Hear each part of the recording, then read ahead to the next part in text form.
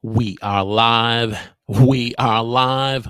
Ladies and gentlemen, boys and girls, children of all ages, we are live. And in this episode 4 of NBA Sports Talk, we are going to be talking about the launch and the big announcement last week of the NBA in-season tournament for 2023/2024, NBA trade news, free agent, and more. So do me a favor, lock the door, hide the women and children. NBA Sports Talk is live now.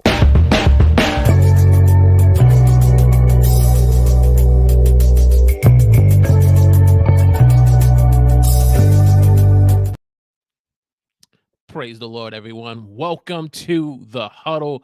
I'm your host. Oh, wait, take two. Welcome to NBA Sports Talk. I'm your host, Walter Strong. If you're new here and you want to be able to have a conversation about NBA sports and more, we welcome you to the show. And as we said in our opener, we're going to be talking about the NBA offseason special tonight, what's been going on in the off season, from the latest trades to free agent signings, and most importantly, the big announcement last week in Vegas during Vegas Summer League. Adam Silver launched and announced 2023-2024 NBA's first in-season tournament.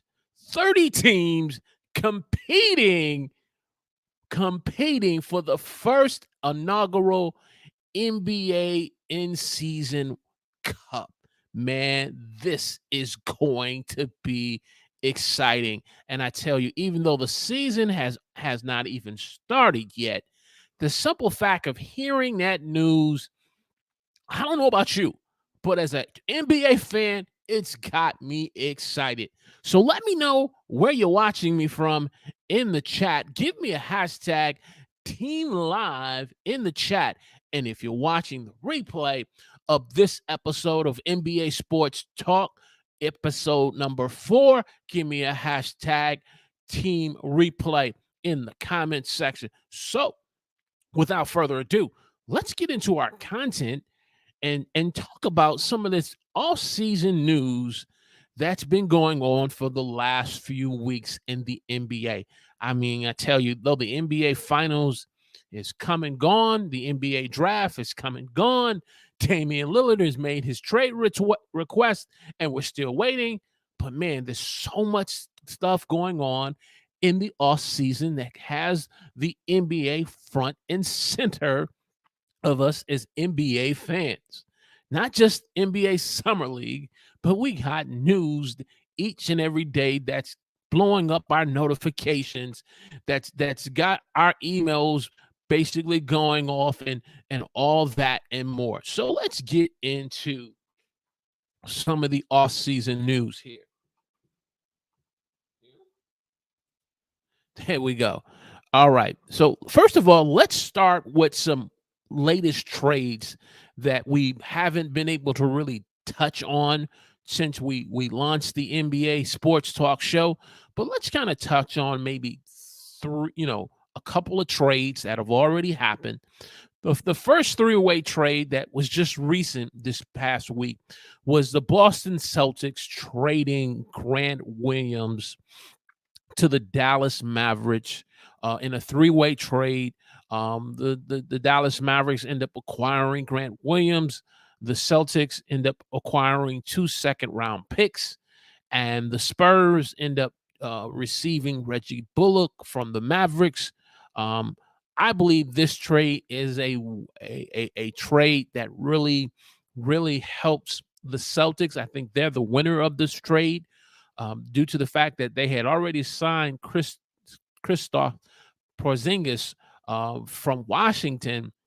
So really, they're at that point they really could move on from Grant Williams, and it changes the dynamics of the team. Porzingis definitely is, in my opinion, an upgrade from what Grant Williams was, and so as a result, the Celtics end up getting 2 second rounders, and then I think this also helps the Celtics from a salary cap standpoint as well.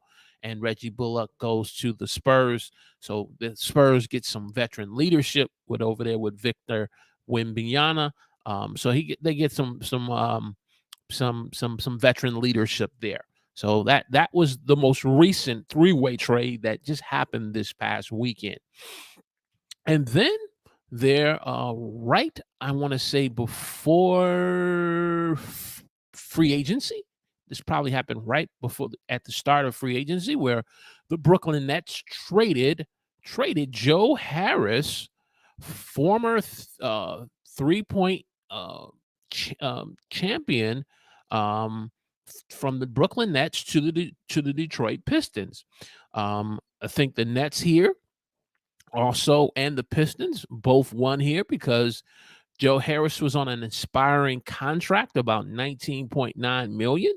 And so Brooklyn gets that off their books and now helps them to be able to have more salary cap space to be able to sign and to possibly make a run at Damian Lillard. And we'll talk about that, in a bit. We'll talk about that in a bit.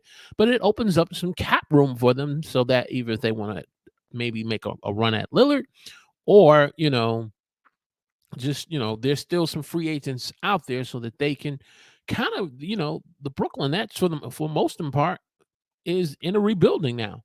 They got Spencer Dinwiddie there, but they're in a rebuilding mode now. Coach Jock Vaughn's there, and so getting that 19.9 million off the books was a good solid move from management. But then the Pistons get a veteran slash small forward guard for the Pistons, because the Pistons are very young. They just signed Coach Monty Williams. Detroit is definitely trying to build the Detroit Pistons back to the glory days of being competitive in the playoffs and winning a championship. And so they're making the right moves. And I think Joe Harris, who's a proven 3-point scorer and a former 3-point shooting champion, he brings some shooting, he brings some veteran leadership, and like I said, he can play small forward, he can guard, but some of the downside is that he's been injured the last couple of years, and so you know there from a defensive standpoint, he's going to be a liability, but he's going to be able to provide some 3-point shooting, and he's going to play a part, and I believe in the Pistons building a culture, not just in defense, but a culture and being from a 3-point standpoint. So I think both teams here won in this trade. And then right before, when did this one happen? This three-way trade of Marcus Smart and who was the one here that escapes my mind, escapes my memory. Yeah, I'm sorry. That's right. I got that wrong. So let's go back. So in that first three-way trade, it was Grant Williams, 2 second-round draft picks, and Reggie Bullock. Yeah, so we got that right. We talked about the Nets and the Pistons. Now comes the Kristaps Porzingis trade, which I think facilitated the need to now move Grant Williams, because I definitely believed he was an upgrade. This, moving on from Marcus Smart, former defensive player of the year. He's going over now to the Memphis Grizzlies. I think this really helps the Grizzlies in the sense of, John Morant is now going to be serving a 25-game suspension because of his recent infractions and him carrying a loaded firearm for the second time. We're definitely not gonna touch that tonight, but for the most part now you have Marcus Smart there, who's going to be able to provide some defensive toughness, provide some championship medal experience to this young Memphis Grizzly team, and help them get in the right play. So Memphis ends up getting Marcus Smart in this three-way trade Tyrus Jones from Memphis goes to Washington. So Washington continues in their rebuild and rebuilding their team. Michael Wingate is definitely hitting the ground running, and he's building around Jordan Poole. He's building around Kyle Kuzma. So he's got the point guard Tyrus Jones, and the Celtics end up getting Kristaps Porzingis, and so definitely, and along with a 2023 25th first round pick, which they used during the draft. And so this was the other trade, these three trades that happened primarily during the draft and free agency. So we didn't really get a chance to touch on that in our opening of our NBA Sports Talk shows, of our first two shows. And so we wanted to kind of touch that tonight. And then if you are just tuning in, and as we are talking about NBA off season special here on some of the things that's been going on in the NBA off season, do me a favor as you're joining us, make sure you click that thumbs up button, hit that like button, share this live stream episode on your favorite social media platform as you're watching this on YouTube. And also, we want to encourage you to subscribe to the NBA Sports Talk YouTube channel. All right. So now let's get on to the latest trade request that's still kind of out there. And that's Damian Lillard. Damian Lillard, after Portland had signed Grant to a large contract of over 160 million.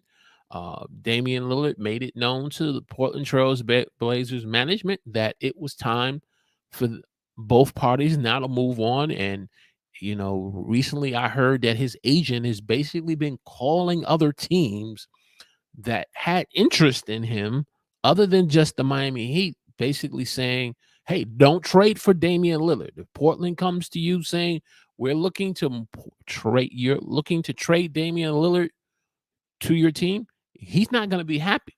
He's not going to be happy. So don't trade for him. So I don't know if this is a tactic by Lillard's camp and his agent to kind of put pressure on Portland to make them take this deal that Miami has on the table.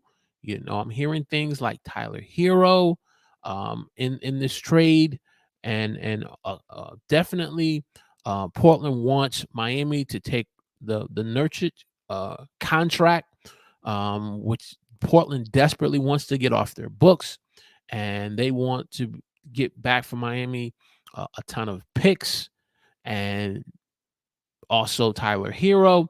And so I don't know if this is a tactic or a strategy by Lillard's camp to kind of put pressure on the Heat to make them go ahead and deal with Portland, because and we'll get into in terms of the best deal on the table for Dame for Portland's sake. But that's the news right now, that his agent is basically saying, hey, don't trade for him. Don't trade for him. And so now the question then becomes, other than Miami, who are the other possible destinations or teams that could possibly go after Dame? We talked about the Brooklyn Nets, who just recently moved on from Joe Harris, $19.9 million contract. They could possibly make a run for him. Philadelphia 76ers could possibly make a run for him by maybe putting together a package of Tobias Harris, Tyrese Maxey, and you could move them out and bring Dame in to play with Joel Embiid. That's a possibility. I keep hearing about the San Antonio Spurs, them having, they don't have to, they have a whole lot of cap space where they can pretty much absorb Dame's contract, and they don't have to part ways with a ton of picks.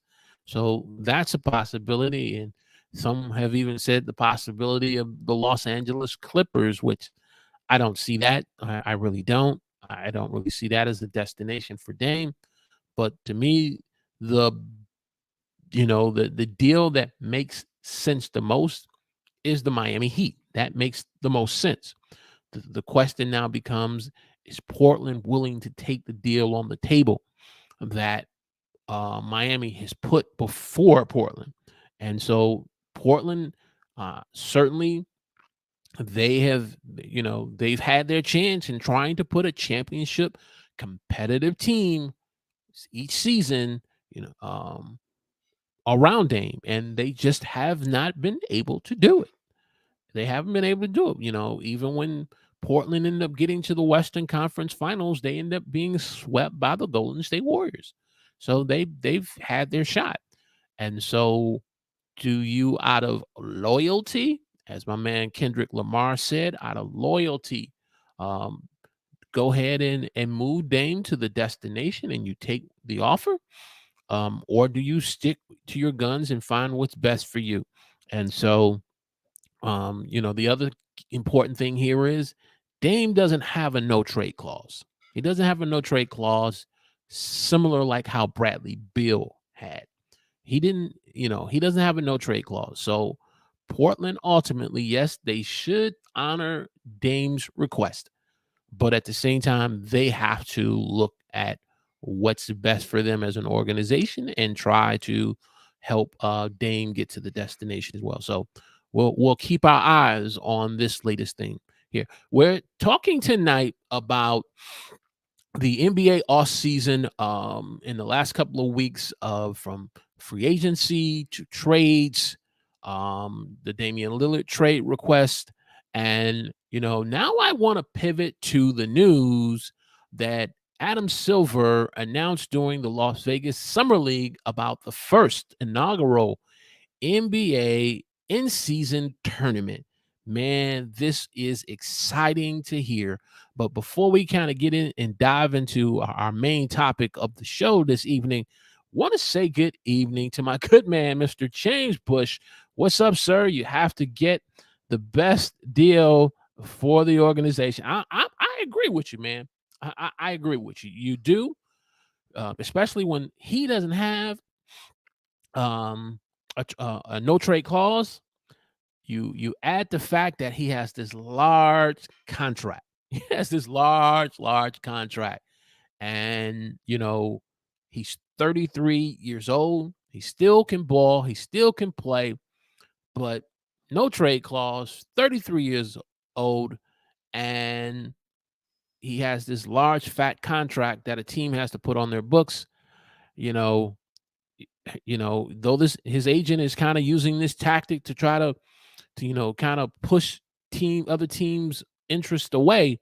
You gotta do what's best for the organization. So I agree with you. I do. We'll just have to see how this plays out.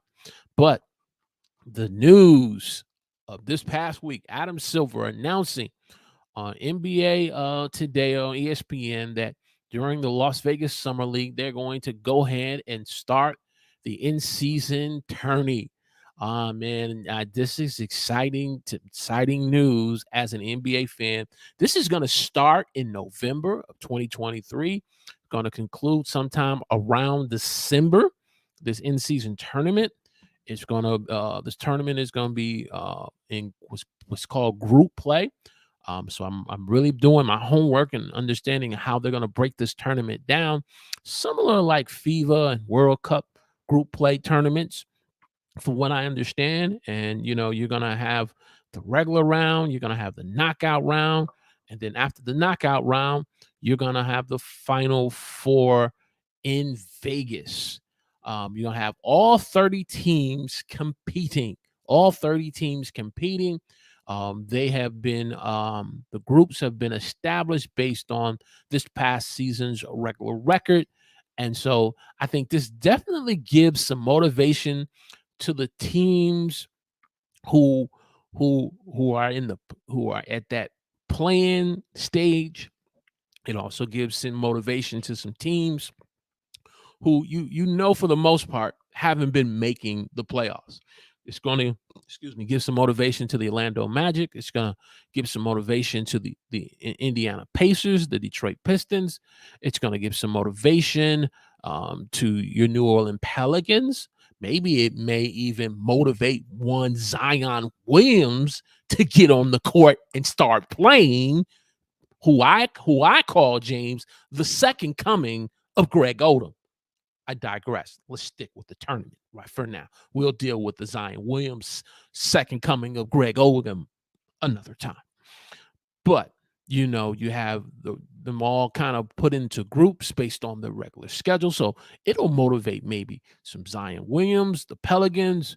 You got the Thunder, who got a young crew over there. You got the Utah Jazz.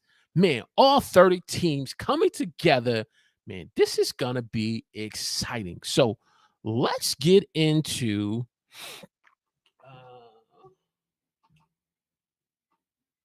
Let's now get into the groups. So they announced the West Group A, which consists of the Memphis Grizzlies, the Phoenix Suns, the Los Angeles Lakers, and the Utah Jazz and Portland Trail Blazers. This here is each group is very interesting. Each group is very interesting. But when you look at this first group, the Grizzly, again, so John Morant is going to be down for 25 games. So I got to look at when the start of the regular season is going to start. And will he be ready for the in-season tournament? That is an interesting question. Now, the Grizzly did sign Marcus Smart, as we talked about. But then you got KD, you got Booker, you got Bradley Beal and the Phoenix Suns. You got LeBron, you got AD. Gabe Vincent and the crew, Utah Jazz, Larry Marketing, and of course the Portland Trail Blazers. If at that time will Damian Lillard still be around? If I was going to pick my early predictions for this first group, it is going to be the Phoenix Suns. Kevin Durant.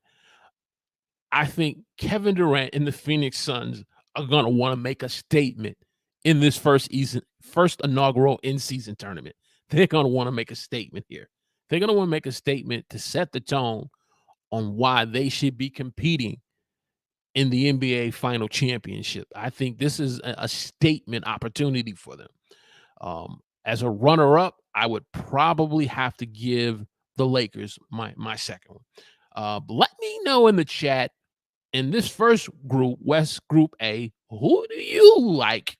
Is it the Grizzlies? Is the Suns, the Lakers, the Jazz, the Trailblazers? Let me know. Let me jump over here back to the comments. It's James is dropping knowledge bombs in the chat.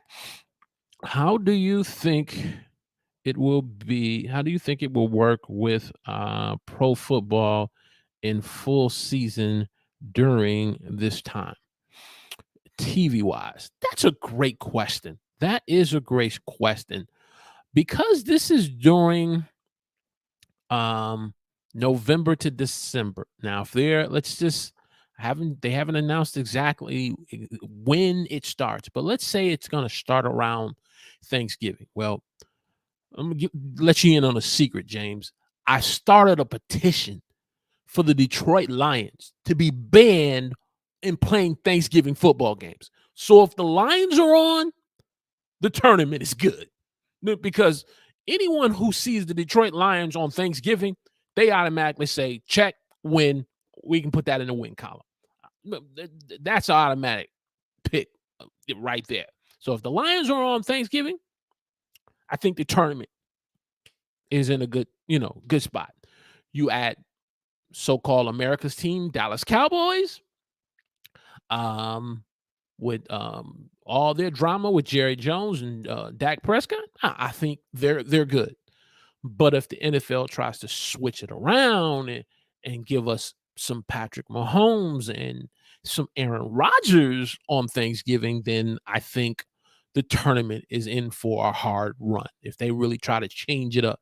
But for the most part, Thanksgiving has been your traditional Lions, Cowboys, Vikings. Who am I missing? Buffalo. It's been your traditional teams that play on Thanksgiving. But if they throw a curveball on us, then it's going to be a tough. But I think the tournament is going to pick up enough interest to be able to withstand that period of the NFL. Great question, man. Great question. James says, Zion, second coming of the tractor. Oh, you mean Robert Tractor Taylor? Hmm. Never thought of that. I guess the reason why I tend to fall more on Greg Odom than Robert Taylor is because Odom kept getting hurt. He had bad knees from the time he came out of college with the Ohio State Buckeyes. He had bad knees from the jump, and he just could not stay and play on the court. And they were hyping him. They were hyping him, and he just couldn't play. But Robert Tractor Taylor, that okay, I like that too. I like that as another good comparison. Great. Hey, we're talking about the NBA in-season tournament coming in November. We just talked about the Group A in the West. Who's your pick? Is it the Grizzlies? Is it the Suns, the Lakers, the Jazz, or the Trailblazers? If you're watching live, give us a hashtag Team Live. And if you're watching the replay, give us a hashtag Team Replay with your pick of the West Group A. All right, let's move over to Group B. Jump back over here. Let's move to Group B. So Group B have the defending Denver Nuggets. We have the Los Angeles Clippers. It's going to be interesting. Is Kawhi Leonard going to be available? Is Paul George going to be available? It's going to be interesting. We talked about Zion Williams. I love me, James. I love me some Brandon Ingram. Those of you who are watching Team Live, Team Replay, I love me some Brandon Ingram. I would love to get him off of the Pelicans to the Detroit Pistons. I would love to get him over to the Pistons. Oh man, he needs a team where he is the go-to guy, and we'll say that for another conversation. So you got the Pelicans, you have the Dallas Mavericks, Kyrie Irving, Luka Doncic, and you have the Houston Rockets. Ime Udoka, Fred VanVleet, and those boys. I think Patty Mills just signed veteran minimum with the Rockets, and so you got the Rockets there now. Who would you pick here for Group B?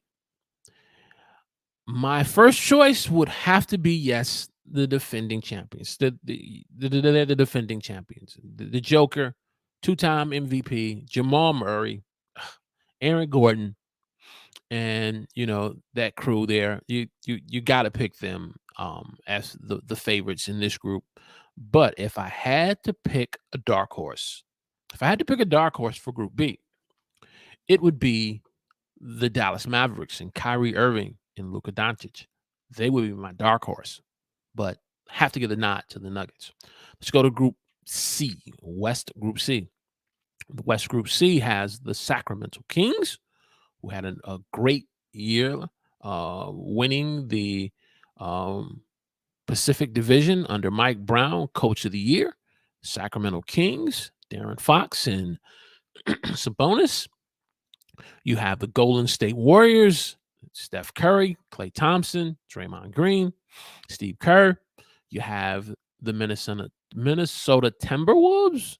You have the Oklahoma City Thunder, and you have the San Antonio Spurs. So my pick here would have to be the Golden State Warriors. However, if I had to pick a dark horse, it would have to be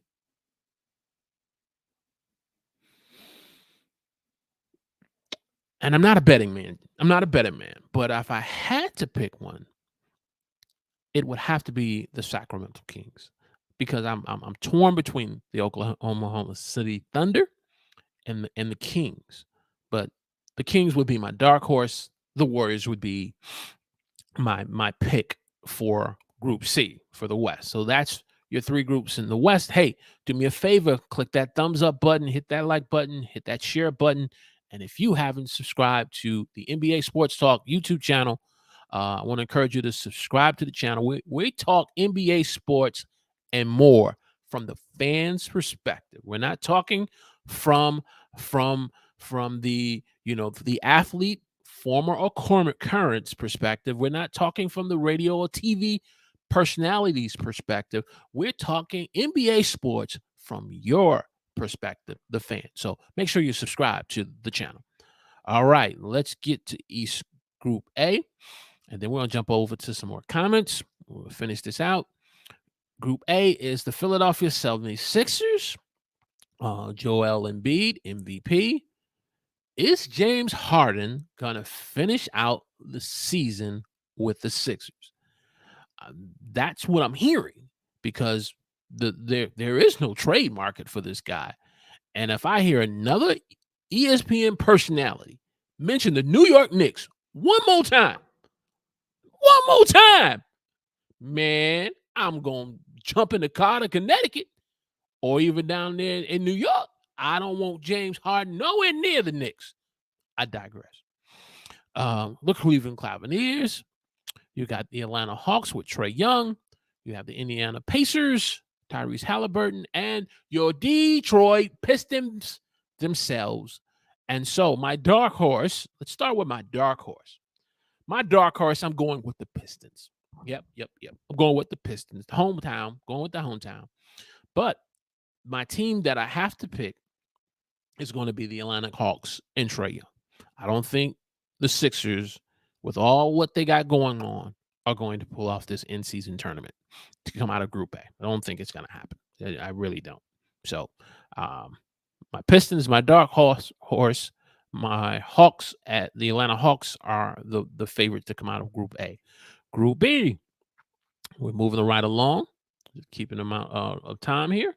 We have Group B, the Bucks, the Knicks, the Heat, the Wizards, and the Hornets. So if I had to pick a favorite out of here, it would be the Milwaukee Bucks and Giannis. This is where it gets interesting.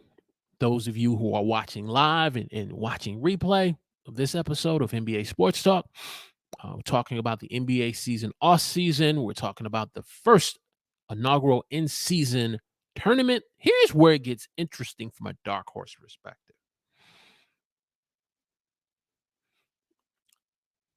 It's hard to call the Heat a dark horse because I could see either the Heat and the Bucks in that final game, in that knockout round, to get to the Final Four. You could definitely see that there.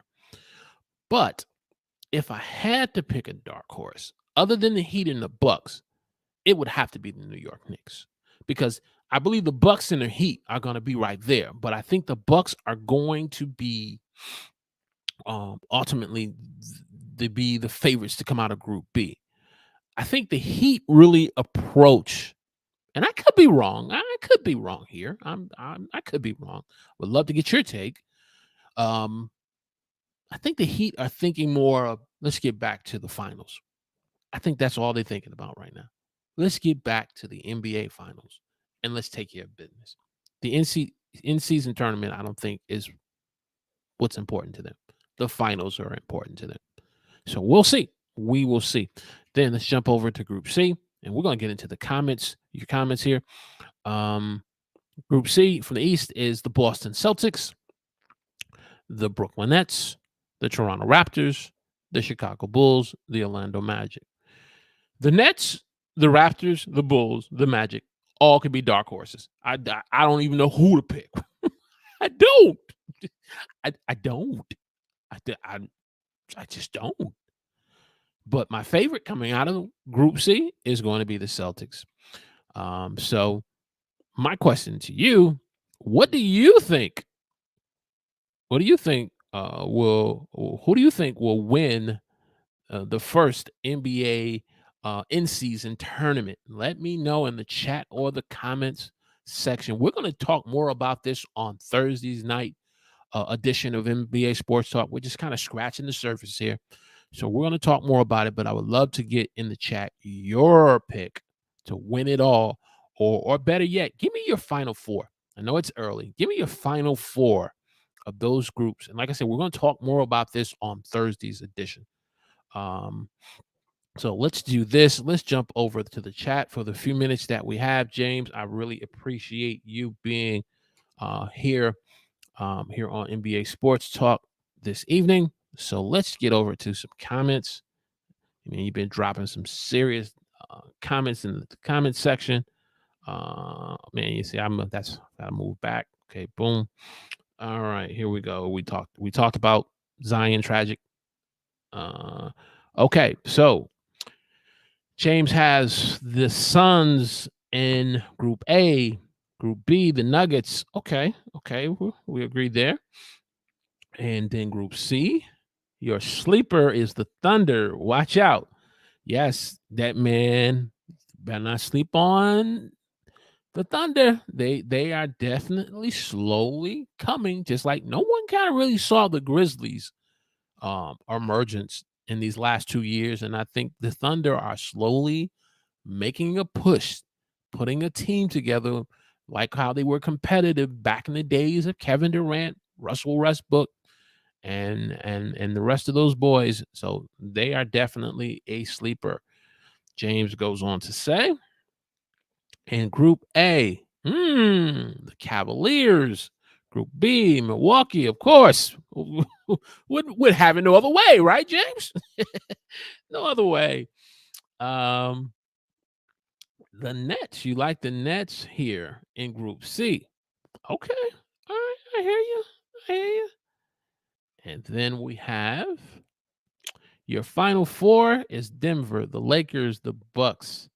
And I hate to say the Celtics. Well, we all can't get all what we want, but you know, I think the plan is going to be definitely an opportunity for them. There we go. And we talked the final four. Okay. Then cool. Yeah, so it's going to be interesting. It is going to be an interesting tournament. You know, is this going to have a flavor of March Madness? Is it going to have more of and again, I'm not a person who's into FIFA and World Cup soccer. Is it going to have more of a flavor of a tournament like that? So we're going to definitely dive more into the in-season tournament for sure. And then definitely I'm looking around probably the start of August into September. Not going to be able to cover all 30 teams, but yes, the Pistons and the Bucks, when we go to team preview, definitely going to have you on, James, to give me your feedback live and in color on the Milwaukee Bucks preview show. So I'm thinking maybe doing, if not all 30, maybe doing like 2 from each division. That gives me enough time from a content to cover some other things and cover some latest news and sports. So we're definitely going to continue to grow NBA Sports Talk here. As you know, yes, we're a new channel, we're a new show, but we're going to be coming from it from the perspective, from our perspective, the fans' perspective. I love shows like All the Smoke with Matt Barnes and Steven Jackson. I love shows like The Pivot, like Ryan Clark and them boys, giving it from the players, current and former perspective. I love that. And then you have, the Hoop Collective with Brian Woodenhorse and his crew, giving it from the radio, TV personality perspective. But now it's now time for us, the fans, to be able to talk NBA sports from our perspective. And so that's what the show is all about. So spread the news, spread the news, spread the news. The NBA Sports Talk is available every Sunday and Thursday night at 8 p.m. As we cover NBA sports. And if we end up having an emergency live stream on breaking news, we will make sure we do that as well. So do me a favor, unlock the door, let the women and children out. We're going to end NBA Sports Talk right here. I want to thank my man James for being in the chat. Those of you who have been listening, especially the replay, check us out Thursday night at 8 p.m. on NBA. Sports Talk. Talk to you soon. God bless.